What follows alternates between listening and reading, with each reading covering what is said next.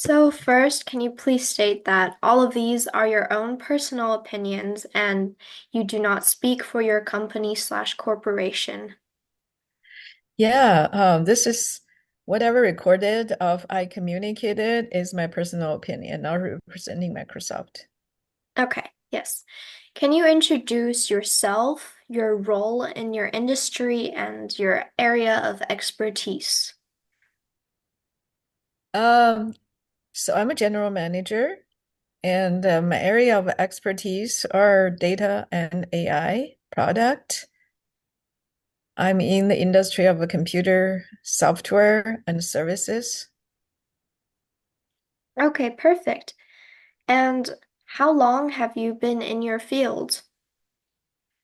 I've been in my field more than 30 years, Well, that's very impressive. very long time. Okay, so over this long period of time, how have you seen AI impact your work? Good question. AI is really okay. Have you heard about AI winter?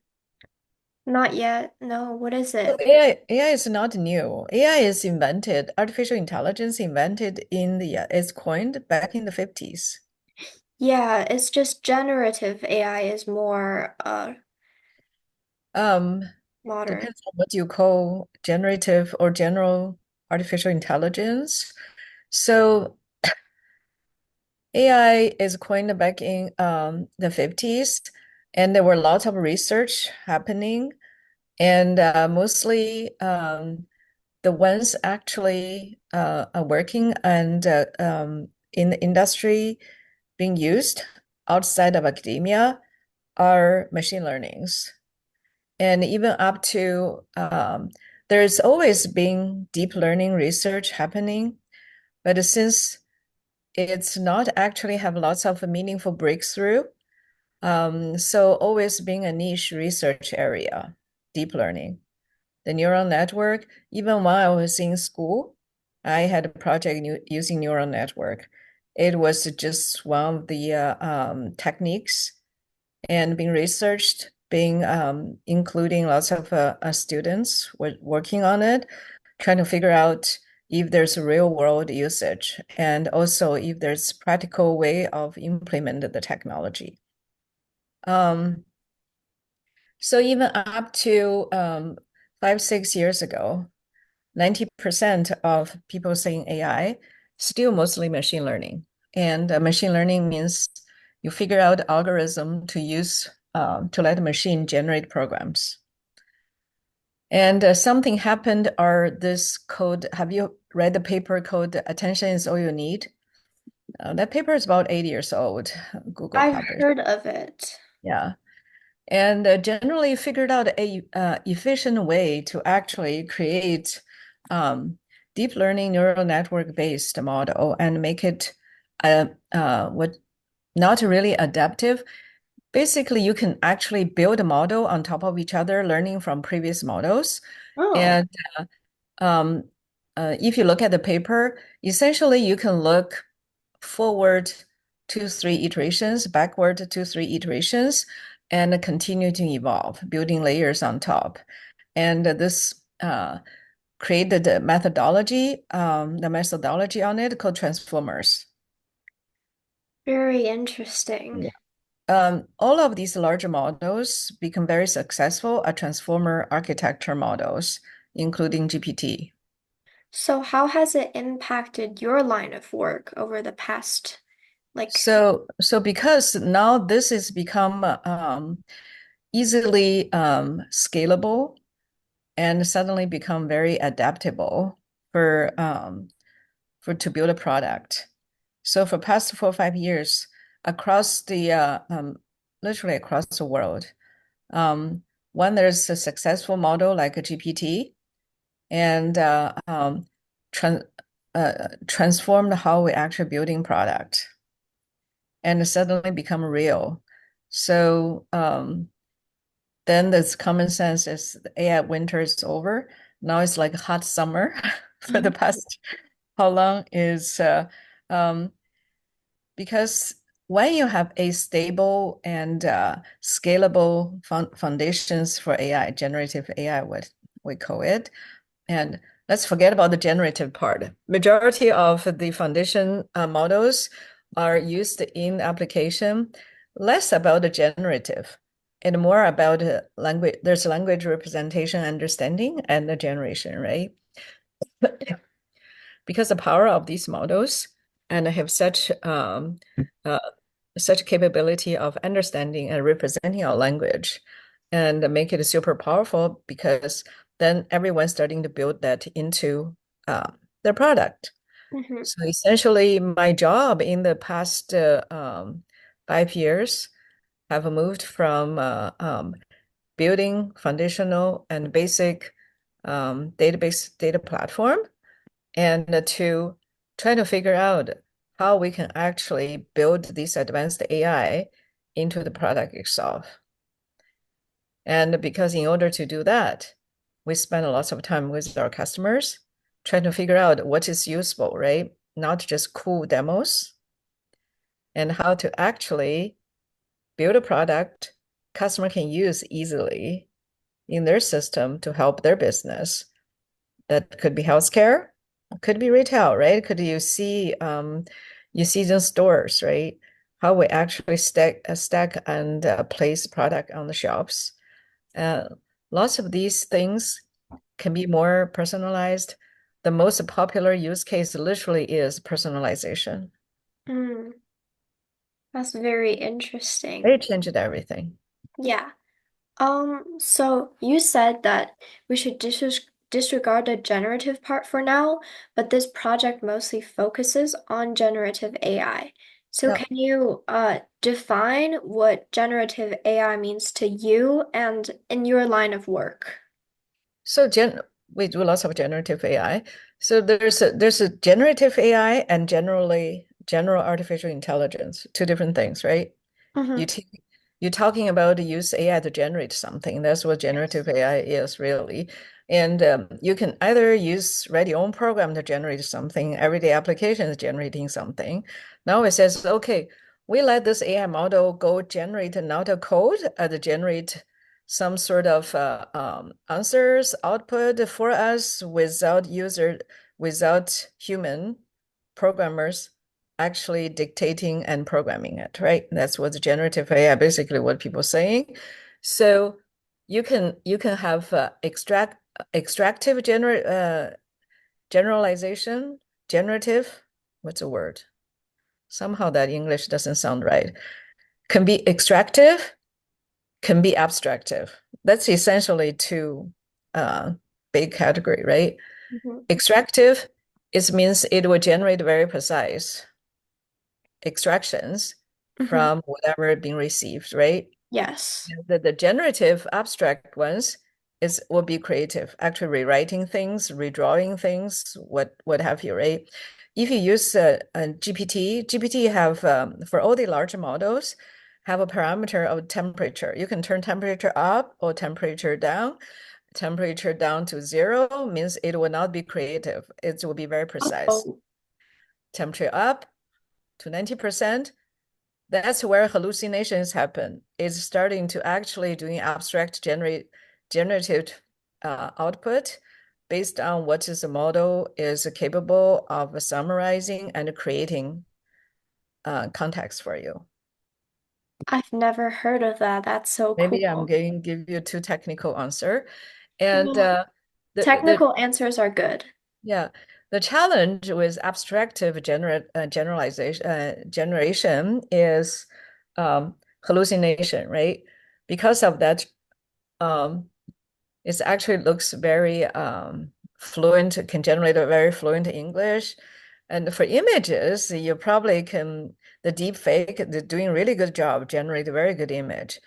And if like we need a human do quality control, it's not very easy to actually notice it's a fake because the quality is so high, both from Yeah. language and the images, right?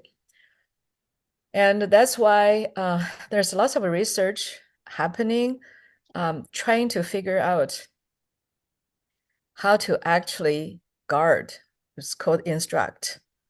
add instructions to this model so they don't generate something that's actually either we don't want it to say, like violate certain ethics policies, or just completely wrong, right? Made up thing, which happens a lot. This is all hallucination problem you probably heard. Yes, I have, and I've had it happen to me when I've tried to use it. Yeah. I think for a society, this is very powerful technology, but it is important as it's get adopted so broadly because it's hot. Everybody's talking about it. Everybody's talking about it without and majority people talking about it, not data scientists, doesn't actually understand the AI part of the AI. Um, so I think it's your generation and the current generation responsibility to actually speed up the research and the development and how to actually make sure this powerful technology, number one, is democratized. Everybody should have access to it. I Yes, really don't as a want dictator. majority. I do not want dictator get hold of this and exclude everybody. That's just too scary. Yeah. And two, and make sure it's actually useful, right? Because you see, fake news can get propagated so fast. Now the machine generated fake news can be a lot more like efficient, powerful, and very all the deep fake. You saw deep fake all over the place. If we don't pay attention, can cause such confusion, right? Elections coming. Now there's human generated fake. Now at the machine, they're generated fake. Um, so as any other powerful technology, I think it's all of our responsibility to make sure it's actually being used properly. Yes, I Don't agree. I agree. not cause doomsday. Yes. Yeah. And that's what I'm doing, research on generative AI. So, do you currently use AI tools in your daily work? Yeah, I use ChatGPT, use different models, playground. I'm more creating generative AI tools though. My job is building them. True, true. But when you use it, how has it impacted your efficiency and creativity? For me, I think it helped me get past blocks, writer's block, Yeah. mostly. When we have to write performance reviews, it was very useful. Um, yeah, I've heard a lot of people use it to write their emails as well. Oh, that I don't. I don't have patience to review emails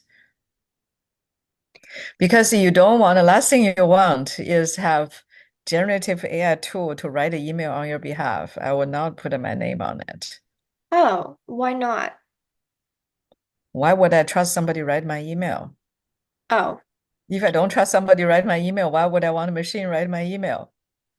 that's true. Though you can customize your responses with AI, and a lot of people do use it to write their email, so it's a very interesting perspective. As assistant, as lookups, what have you, right? When I use AI Copilot GitHub to help me write code, but I'm not going to let it generate code and compile and code my Oh, code.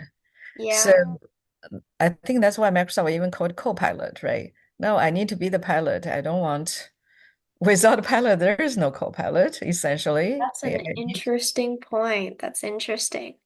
It is assistant. It's a tool, machine. Doesn't matter how good Okay, the machine is. Still a tool for assist human. I think I have very strong opinion about that. I don't want this role ever get reversed. I good. don't think Terminator's day should ever come. Do you know I started my job writing code for that movie Terminator 2? I did That my not. first job. Yes. That's so crazy.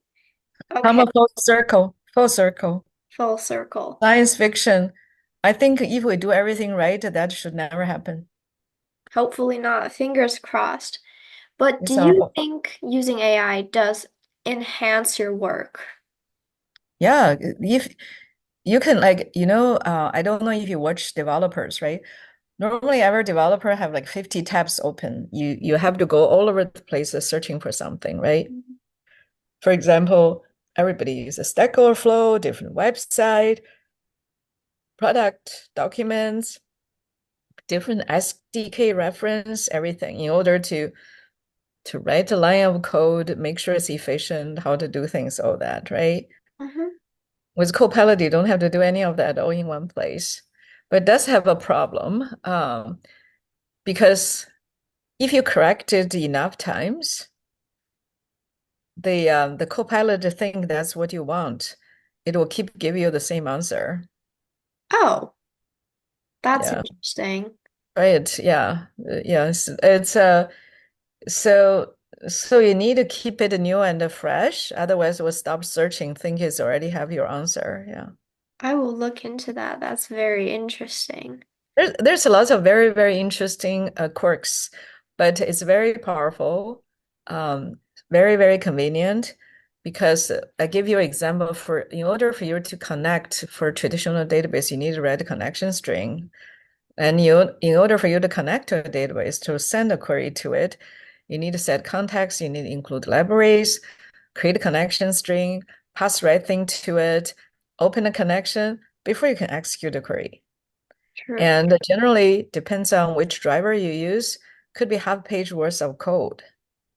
And you don't need to do any of that. With Copilot, it would just give it to you, right? Yeah. All you need to That is do, very change the efficient. name your, declare your parameter. Yeah. Yeah. So there's lots of advantage to make a developer more productive. Yes. Write email. I think that leaves my problem. Yes. Yeah. So this is centered within like a workplace. How do you think generative AI will affect workflow in academia, specifically maybe a high school setting? Oh, so high education, you mean? Okay. Um, I think that's a complex space. So one of my customer is I work with in Minecraft. You're in a Yeah, classroom, lots of people teacher use Minecraft, right? For education, learning plan, and all that. I Oh, wish your my teacher teacher doesn't? could craft. Do you use Minecraft? Do you use Minecraft? I used it like years ago with my cousin, but I don't think any of my teachers have actually used Minecraft to teach. Okay, let's leave Minecraft out. So we have a project that's before our GPT. We settled on partnership with OpenAI. We had a large model, similar size, not as successful, co-turing model, lots of these models. Because as I said, these Gen AI models is not new. Um, so just not a single model got as popular as GPT. And so we built something called for school for Singapore government education system, actually not for government education system. Right now you're doing SAT. Yeah. All those test exams, SAT, ACT test exams. Singapore government have different grade, have different standard test. Now Oh, take human to prepare those test exam, teacher, and it's lots of work to create test exams. I, And you need, yeah. what's that? Yeah, I would think so because there are so many questions on each standardized test, and to tailor them to each grade level, that's an astronomical amount of work. Yeah, and for you to prepare for final SAT, you probably need to prepare a test once a week, Yeah. right? And all new test. These take a domain expert, these teachers know how SAT works to create them. They got exhausted to create them. And also, the reason you go to, say, Huntington Learning to do tutoring, right? You really want to practice just certain section because you have some certain section need to improve, right? Yes. And so what we use the Gen AI for is generate these tests for the experts. So teacher doesn't have to do it from scratch. So we'll get AI to create tests and the teacher can go tweak it. So Yeah. they can create a test test. What do you call them? Exercise Yeah. tests. Yeah. And in higher speed require less human to because sometimes you have to think about these incorrect answer. Lots of work to think about incorrect answer is irrelevant, right? You can't have answer totally incorrect. Then kind of trick you, right? Then it's not hard anymore. Yeah. So so that's what we use Gen AI for, and also make Gen AI a tutor, create a tutorial and tailored for each student. And we use Gen AI to create learning plan for each student. Can human do it? Can teacher do it? Yes, but they don't have enough bandwidth. Then and I'm not doing it. Yeah. And also for quiz, right? We can use Gen AI to create a quiz for each student Yes. because don't have to be the same for everybody anymore. Be So very, this is we still have we did this for employee onboarding, learning and the training and a test. We have YouTube video. I sent it to you. Yeah. okay. So that would be very helpful, and I have seen stuff like that being integrated into my school. But how do you think it would impact the workflow if students were the one using it? But you will be more efficient, right? You will use less time.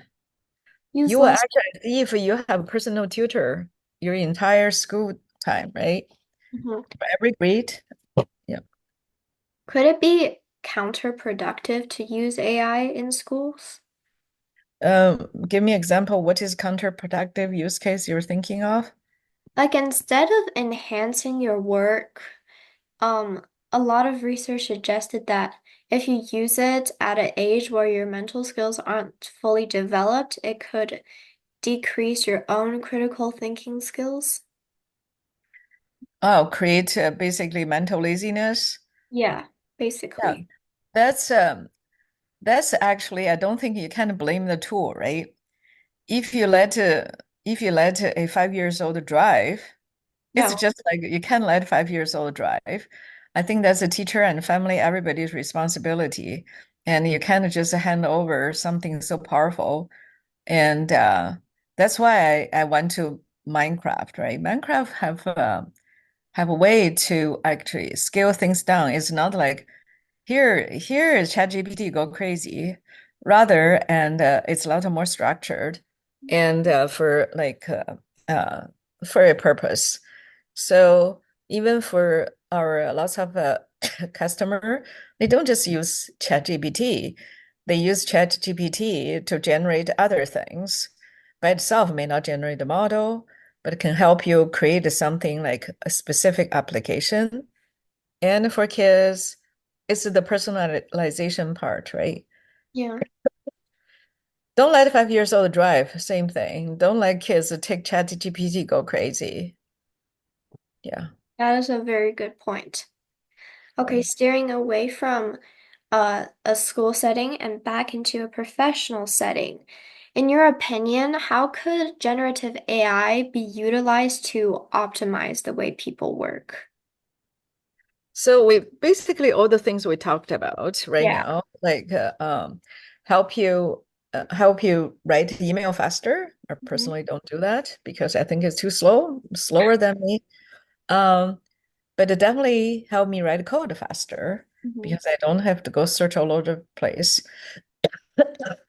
Um, but in terms of how to increase efficiency, it's also come the same thing. Like don't let 5 years old drive. And we spend lots of time with lots of our customers. I'll make sure people just don't go lazy, which should I say, actually still engage, right? You need to engage. Don't let the machine generate something because you know Microsoft Team have a Copilot in there, generate summaries. Yeah. We people's busy. Now we're starting to see people sending email summaries said this is generated by Copilot. Looks good enough. Here you go. What? That's Um, crazy. people starting doing that, right? So either this meeting is not useful, not that important. Copilot generates some summary, you send it out, and because it generates not just summary, generate the action item as well. If people just send it out and nobody double check, probably never should have the meeting in the first place. Even professionals, they don't double check it. Yeah, I'm starting to see people doing that. We all human, right? Everybody does, yeah. I don't think that's being human. That's just not double checking it. Well, human have tendency to take shortcut. Yeah, I guess so. Okay. What field of work do you think would benefit the most from the use of generative AI? I think everywhere. Mhm. I tell you something so simple. For every city, other than in the countryside, we have sewer main, connected sewer. Have you heard about? Sewer. You flush a toilet, right? There's a Yeah. sewer. Lots of these sewer main pipes for large city are old, really old, 100 years old. And the only way for inspect, you don't want that ever break. It happens, by the way. It's um, just like anything else. There's erosion. It could break. So you need to constantly inspect it. You don't want any of these things to break. And total disaster. Imagine in Paris, Sturmium break. My goodness, right? So generally, they have all these rovers sending in the same for oil pipelines, right? They have different technology, videos, ultrasounds, what have you, constantly inspecting the integrity of these pipes. And for videos, and ultrasounds, whatever it is, you have a process to actually figure out, and is that a weakness or what have you. They used to have human just look at these videos, looking at the ultrasound output to see if there's a problem. But imagine that's your job. It's Very maintenance. boring job. Exactly. People falling to sleep. And then you miss something, then something bad happens. You can't blame human either, right? So this is one Gen AI. This is very old thing, but the Gen AI can do the general inspection and give out confidence scores. So one thing you can tell AI to do, it can look at something and come to say, look, I think something wrong. I'm not confident. Then then you alert human, can you double check? Instead Uh, of we double check a machine, we can get a machine to do the more routine things because the generative AI is so powerful, can look at video, can recognize things, not just simple patterns, can actually do more intelligent video and image recognition, right? mhm. Then it can tell human, I'm not sure. Something this doesn't look normal. We're not sure. Take a look. The human doesn't have to look at the same thing over and over, falling to sleep, and you can only look at the things. Machine says, you better take another look. I think it's helpful in pretty much everywhere. Yeah. That's really interesting. I've never heard of that. We did that, those real projects we did. Yeah. Yeah. Um, how does generative AI impact innovation and creativity? What do you have in mind? More like anything that you've done with your clients involving creativity or generative AI in relation to art? What we did is for the Met Library, Met Museum, Metro, whatever, the one in New York. Metropolitan Museum, yeah. Yeah. No, help them categorize. I don't think it's creativity. Help them classify and label and annotize all the pieces. I know because it makes very useful for visitors, right? We don't think we generated anything. I show you a picture. Everybody loves this. We work at Jane Goodall. You know Jane Goodall? Yes, of course. Um, I think we went to see Prince William. We did lots of things. Very cool. But I don't think we create any arts, so we avoid controversy here. Yeah, okay. So Chat. maybe skip that question for now. Let me give you a picture here. Yes. See, that's our chimpanzee family in chat. Do you see that? Oh, That's really cute. Yeah, I think I don't know which Where magazine had it. So they have 30 years worth of videos.